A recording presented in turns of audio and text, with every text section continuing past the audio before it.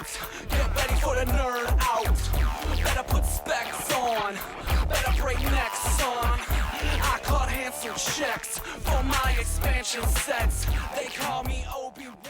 What's going on, comic fam? It's your boy, the Bearded Comic Bro, and it is time again for another comic creator chat.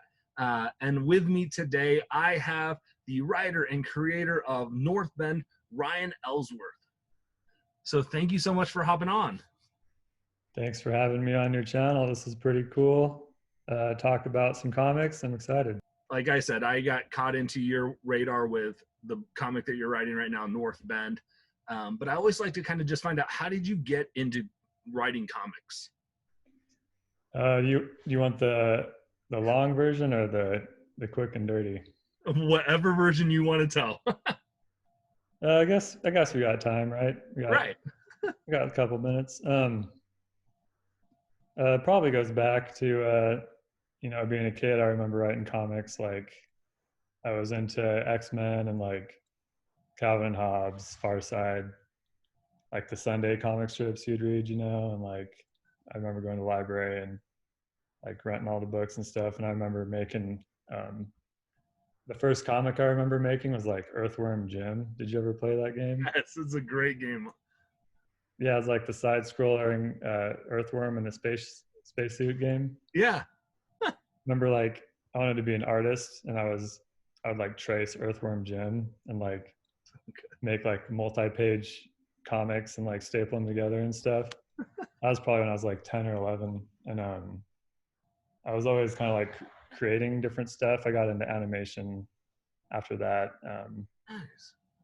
I did that for a while, like with Flash. I would make like these, animated videos and like stuff like that. And then in college, I got into animation more seriously, and I wanted to be like a 3D animator. So I was majoring in that, and then I kind of like dropped it because it was so much. It just took so much time to do, and it was like kind of taking up all my time, and I was just kind of getting burnt out, and I was kind of going back to comics at that point. Like I started thinking about writing comics when probably I actually wanted to be like an editor for a while when I was like around the college age, like in my 20s. I wanted to be an editor because I enjoyed like deconstructing stories and what made them like good or bad, Nice. Yeah.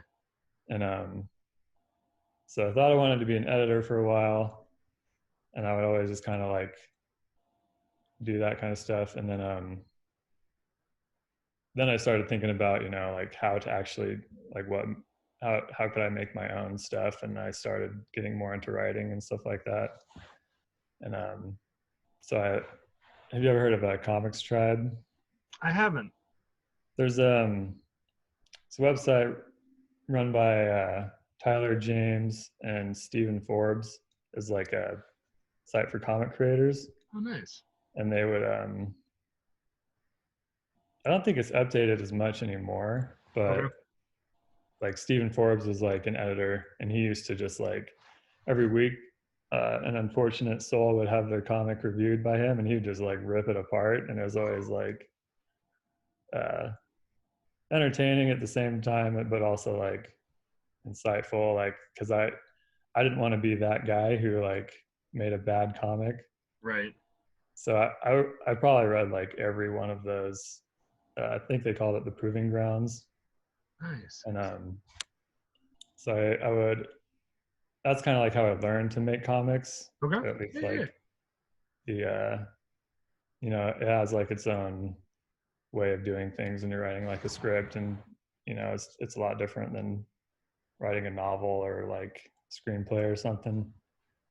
And so I learned a lot from Comics Tribe, all the articles they wrote on how to write comics. And then from there I just like, that's after I went through all that and I felt a little more comfortable with writing like a comic script, is when I first wrote North Bend. Is probably the first thing that I wrote like back probably like 5 years ago now. So it's been a long process then writing North Bend, or long process getting it going. Is that, it sounds like if you started it 5 years ago. yeah, like so might have been five, yeah, even maybe 6 years. But I wrote the I wrote the script for number one. I planned it out to be like a 10 issue Okay. ish series, which it still is, and I posted like online looking for an artist.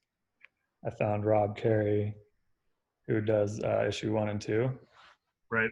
and then from there, I started researching how to do like Kickstarter and stuff, and I made an attempt. There was an attempt at Kickstarter. That was years ago. The first one failed for, I think, pretty obvious reasons. Like I just didn't really know what I was doing, and I kind of went for it. Right. And then so I did more due diligence on how to like actually do one, and I felt like I learned a lot. In the first one, I like relaunched it, and it did pretty well. And I had like 400 ish people sign up for it, and I thought I was smooth sailing from there. But then like a year later, I tried the next one, and then that bombed. And then I was like, man, I didn't learn anything. And I like so I tried again, and that one worked out. And then I tried another Kickstarter for issue 3 and 4, and that failed. And at that point, I was just kind of like, I must just be like, I keep failing at Kickstarter. I must just be like randomly getting it right without really knowing what I'm doing. So I was like, I have to like rethink what I'm doing here because it's not working. And I was basically going to give up. What was your question again? How you got into it? No, this is great. So it's just kind of how you got into it. So I guess to transition then, how'd you get your comic then from, Kickstarter, where you were like, you got it to go and it kind of failed, it got to go one and it failed, to now having working with Scout Comics then, I guess. How did you make that transition then? Yeah, so it was after like my fifth or sixth Kickstarter where like, so I tried to do 3 and 4 together because I was like, maybe if I put you two at the same time, because like I couldn't see doing like 10 Kickstarters, one for each issue. I was like, man, this is burning me out. And I was like, got to try something new. Maybe if I do 2 together, it'll work. I was like shooting in the dark. It didn't work. And I was just kind of like bummed out. And I was like, I give up. Maybe I just shouldn't do comics anymore. Maybe it's like people just don't care about the story. I got to just like move on from it. And I remember getting, well, I had already pitched like, to the major indie publishers like Image and Black Mask and all that stuff. And I didn't hear anything back, as you do. Right. And so like, yeah, it was probably a couple months after my last Kickstarter had failed. And I got an email from James Hake, who is the president of Scout. He's like, hey man, we saw your comic and we'd like to talk to you about publishing it. And I was just like, I couldn't believe it, man. Like this guy out of nowhere who runs I checked, like I'd heard of Scout Comics before, but I didn't really I wasn't super familiar with it. And I checked out a lot of their comics, people are doing like awesome stuff. And I was like, man, I can't believe it. So yeah, so James, he reached out to me and he like, yeah, let me show it to the other guys that are running Scout, and we'll kind of see what we think of it and if it's a good fit. And I sent him like the first 2 or 3 that we had, and they're like, yeah, this is like the kind of stuff we're looking for here at Scout, and I think it would be good. And so that's all you gotta do, guys. You just just fail a few times and sit back and then feel bad for yourself, and then eventually someone will swoop in and save your stuff. That's all you have to do, right? Just have a couple failed attempts at Kickstarter, and then just say, "Ow." I mean, It's like, I just don't know what I'm doing. Please, someone help me. And then like that, at that point, like the indie publishers see the bat signal and they come swooping in. great, we're here. So that's awesome. Like, I mean, to hear the story of kind of like, you know, went this route, it was, you know, it was a up and down, and then, you know, to have someone that's because you said Scouts, you know, you checked out some of their stuff, and if you guys are watching this video and you haven't read some of Scouts books, you're missing the ball, because they're the creative teams that they're bringing in for some of their books are great. If you guys follow my channel, you know I love Scout Comics. So I was reading. I actually got into North Bend because I just subscribed in June to the Scout Comics subscription box that you could do, and issue 2 was, I think, in that one. I was like, well, shoot, I can't start at issue 2, so I was like, I got to go to my local shop and find issue 1. So. And I found issue 1 of North Bend. I read it, and I've read the first 3 issues, and I was hooked. And I'm like, all right, I've got to reach out to Ryan and just say, can we talk about North Bend? So we've transitioned kind of a little bit from, you know, how you did, how you got into comic creating, how you got connected with Scout Comics, you know, kind of this long process and road. So let's just talk about North Bend a little bit. You know, if you're, you know, if someone's watching this video and they haven't heard of your comic yet, what's your elevator pitch, kind of what North Bend is about? Elevator pitch is probably it's let me think about the shortest way to say it, because there's a lot of longer ways to say it, but Too. It can be a long elevator ride. yeah, it's a tall building. Right. No, I guess you would say it's like it's a fictionalized retelling of the MK Ultra experiments that took place during the Cold War, which was like, if you haven't heard of the MK Ultra experiments, it was like a series of tests done by the CIA in the 50s and 60s during the Cold War, and they basically they found a drug agent, or multiple drug agents, I should say, to set up like secret safe houses in different cities, and lure unsuspecting victims into these places and basically test like drugs on them and see if their main goal was to see if they could make a mind control drug. Mm. And they were convinced that the Russians had already made one, and they're like, and it was the Cold War, so like it was, you know, everything was about Russia, so they're like, we got to get there first, we got to see if we can figure out this secret truth serum or like mind control drug that we can use to just like control people. And if they had something like that, then, you know, their intelligence program would just be off the hook, right? So Yeah. and for North Bend, I was like, I wanted to, so that was, you know, like there's not a lot of stuff about the MK Ultra experiments in like popular culture. Like there's a Netflix documentary called Wormwood. I need to watch that. Yeah, if you're into that kind of stuff, you should check it out. It's really good. And it's by Errol Morris, who is he's a film director who makes really cool documentaries. And so yeah, that's worth checking out. But you know, but like besides that, there's not a whole lot. So I thought that would be cool to do, like something different.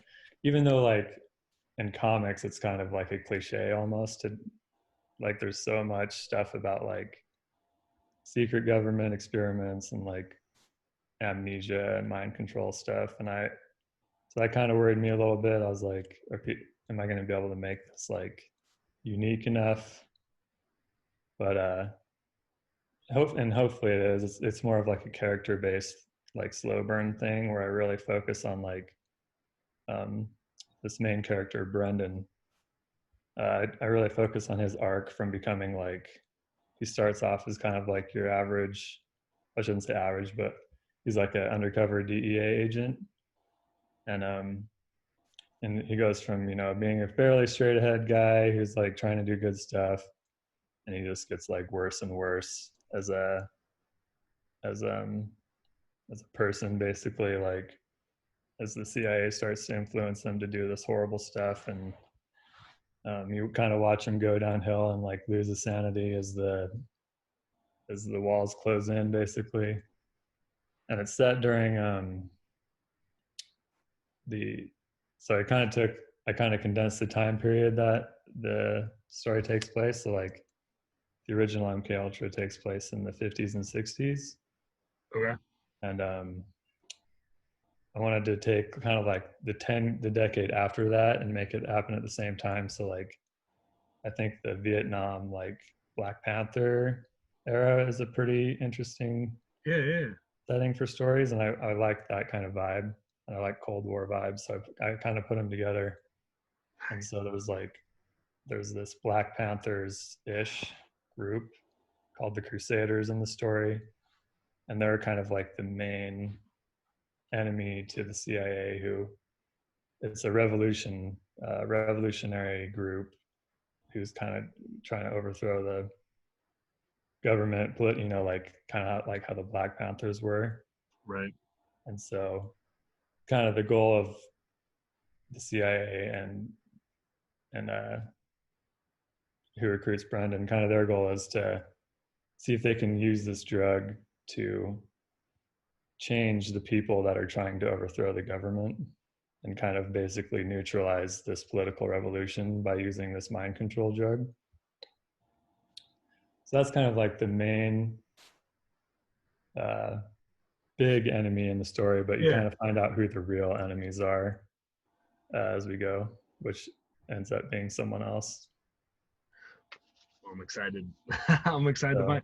Well, it's interesting. You said that it's a slow burn, and it is, and I think it's the way you say it is in such a good way though, because I think you do take your time. Like I said, I've read one through three so far, and you do get that slow burn with the story, but I think it works really well because you have so much character development in your lead, and the dynamics with his wife and the dynamics of the other characters that come into the story that are kind of like the side story with it, that are part of the main story.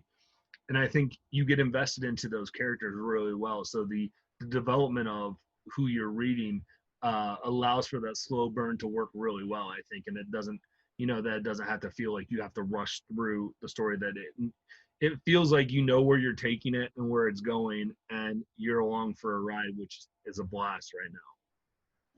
Yeah, I love stories that kind of look at both sides of the question. You know, there's always like one of my favorite or one of my biggest influences is probably The Wire, which is a show on HBO, probably one of the greatest shows of all time, I think. And one of the things I think was really cool about that show is how they handled showing both sides of the law, right? Like you had the cops and the criminals, and they go equally in depth on both sides. And I thought that kind of thing really got me invested in the story. So that was pretty influential to me, to have all these different characters that are involved in different areas of these experiments. Right. Like you have so you have your cop, and you have your chemists that are working on the drug, and you have Jamie, who's his wife, who's in a prime position to find out what he does, since she's a journalist and he's trying to hide this from her. So you have it set up that it's like this is an element for something that's not going to go well for them, but it's great from that aspect. Thanks, man. Yeah, I just try to put people in the worst positions possible, against each other, hopefully to turn up the heat on them. Right. So let me ask you then, so you said a little bit of influence from The Wire. when you're writing it, do you write the story in a mindset like that you know where you're going with all 10 issues, or you have a general idea where you're going, and then you kind of let, as you're writing, let the story kind of fill itself out? um what's up kind of the process with you with writing, at least for this story, I guess? Yeah, so the writing, I would say probably like 80% of the work is done before I even start writing the script. Okay. So like, uh, I mean, like for the 10 issues, I don't have like, I actually don't know exactly what's going to happen at the end. Well, I mean, at first I didn't. Right now, I'm far enough along that I pretty much know what's going to happen at the end. Right. But when I started, like, I tried to, plan what would happen at the end and write backwards.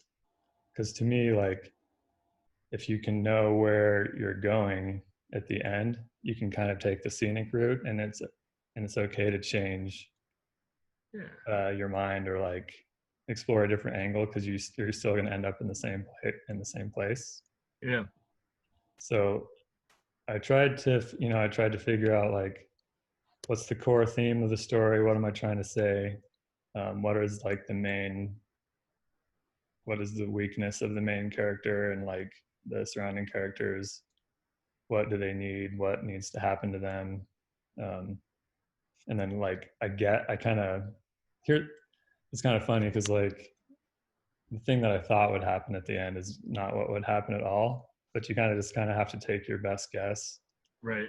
I think it's easier like when you have a shorter like 3 or 4 issue story to kind of plan ahead. But for a 10 issue, it was harder for me to plan that far ahead.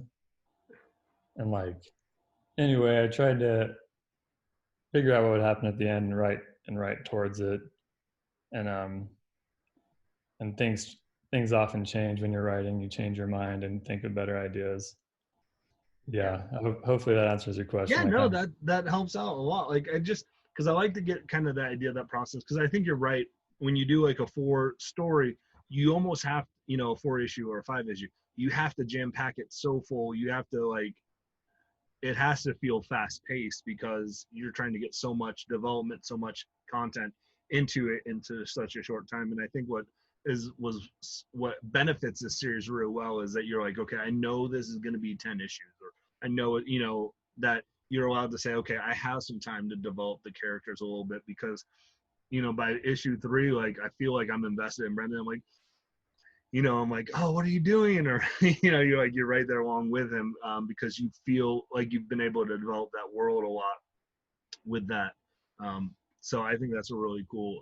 It feels like it's written that like you could just literally take the comic and say, okay, this is an episode of a show. This is the next episode. This is the next episode.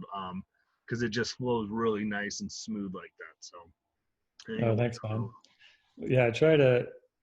Yeah, like like I was kind of saying before I kind of sidetracked myself was I basically outline each issue. Um, I figure out like like the basic scenes, like there's probably going to be around this many total scenes. I figure each book will be about 28 pages long, which is the most Scott will let me do.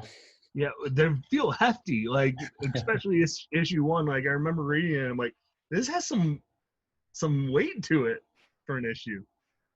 Yeah, like issue issues 1 through 3 are like 32 pages, I think. Okay. And then when I gave them to Scout, they were like, "Come on, man, you're killing us with all these like, this costs money to make, right?" And so I was like, "Yeah, sorry." And I I promised to keep it to under 28 pages, but yeah, if they would let me, they'd probably be even longer because there's so much stuff that I try to that I wish I could still put in there, but I can't. Yeah. But yeah, so I take the scenes and how many pages each one will be, and then I just kind of lay them out as like an outline and like here's the story beats that I want to cover, and I have to cover all the characters. And once I got a pretty good outline, I see how how it fits in with the overall outline that I had planned out, and make sure everything's like lining up, because I need like certain things to happen at certain parts of the story to make sure I'm on track for like the ending, you know? Right. And yeah, at that point, then basically, yeah, I basically have it planned out to the point where I know everything that happens in the issue before I even start writing it. So That's awesome. Yeah, it's so you mentioned real quick. I don't want to take up too much of your time. You mentioned issues 1 and 2. You had a different artist than issue 3. Um, like, is it a changing kind of door when it comes to artists? Is that just kind of where it fell in line when you got connected with Scout? Like, or is this move like how do you get connected with your artists, or how does that work with who you get to do the artwork on your books? um, yeah, with Robert, we after issue 2, for different we had to basically had to um, find a new artist after Robert, just for different reasons. Like, um, and, you know, nothing. There wasn't really like a problem or anything. It's just like a friendly decision that we made, but Yeah. we just had different reasons that we had to go our own way, basically. And Rob did a great job on it, and he moved on to do some awesome comics after North Bend. He did like Alien and stuff. So, Right. and he's doing some cool stuff. But after, yeah, so I had to find a new artist for issue 3, and then Pablo showed up, who I'm pretty lucky to have, because he's just like, he's doing some amazing stuff for the rest of the series. So Pablo will be there for the rest of Okay. Cool. Yeah. for the rest of the issues, and he's doing some awesome, like, we just finished issue 7, and it's pretty dark, and it's pretty. I'm excited for people to see it. Yes, I'm excited.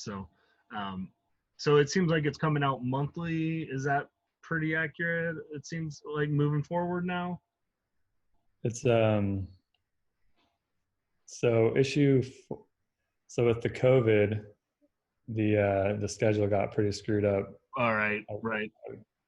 as you probably could imagine. Yeah. The 4th and 5th issue will actually be out both next month, Okay. because 5 was originally planned for like the end of August, Gotcha. and then everything got pushed back before 5. So 4 will be releasing like in like the beginning of August. So there's like 2 or 3 weeks between issues 4 and 5. Nice. And we're actually going to take a break in the schedule after 5, and there'll be like a paperback TPB Yeah. on a couple months from now. We'll have the volume 1 collection. That'll be cool. And then I think we'll probably do like a season 2 type thing, Gotcha. where like the next 5 issues will release monthly for the second half of the book, and then there'll be like another collection at the end of that, I think. And I think probably next year is when the last 5 will come out. Okay. So I'm gonna be hanging on for a while to find out, which is all right. That's good. It's the anticipation is nice. So you said it's a 10 issue. Is that like you're set that it's going to be 10 issues? Like, you know, you're closing up the story there, or do you see this potentially evolving more? Yeah, for this particular storyline, I think 10 issues is Okay. what I'm looking at. Just because that's how it was for like the tight storytelling, and for this particular story. And I mean, if people like it and they want more, then I could see other stories in like the same kind of universe that I could tell, you know, with different characters and stuff. and I guess that remains to be seen. Like just Yeah. how the overall reception of the comic is might be what determines that. Right. But I mean, I love the story, and for but yeah, Brendan's particular. This is Brendan's particular story, and I think for this story, it'll be 10. Yeah. That's cool. So do you have I know you're in the, you said you just finished up 7. Um, are you just focusing right now your time on North Bend? Do you have other projects kind of, in the future that you're thinking about or eyeing or working on currently as well? Yeah, like I do have a couple other things that I've been working on a little bit. Not a whole lot has been put into them because I just spend most of my time on North Bend right now. But there, yeah, like since there will be a pretty long period between, this issue 5 and the next 5, I would like to have like something else come out if I can figure out a way to get it out there. I do have some, yeah, like I said, I do have like a couple ideas that I've been developing that I would that I definitely like to get out there. Nice. So just nothing too concrete yet. Right. Yeah, makes sense. Well, I'll tell you what. Um, if you guys are watching this video and you've not checked out North Bend, do yourself a favor. Go to your local comic shop, pick it up. You can pick it up. I think it's still available on Scout Comics, their website. And I'll post links to that and those places down below this video. But definitely check it out because I think if you read issue 1, you're going to be like, give me more, and you're going to just pick them all up. So snag those indeed. So Ryan, before I let you go, how can people find you, follow along with you? Just stay connected if they want to know what you're working on and doing. You can usually find me hanging out on Twitter. It's Ryan Ellsworth _. Awesome. Well, I'll make sure I post the links to your social media in the video below. Again, Ryan, thank you so much for just taking some time to, just talk about your comics, the process that you go through it. I know it's exciting for me to just kind of get a little glimpse into, especially when it's series that I really like, kind of the process behind it, how it gets made. So thank you so much. Make sure you guys check out North Bend. Follow Ryan on Twitter. And as always, I hope you guys can find some time to curl up, grab a book, and nerd out. Peace. Peace.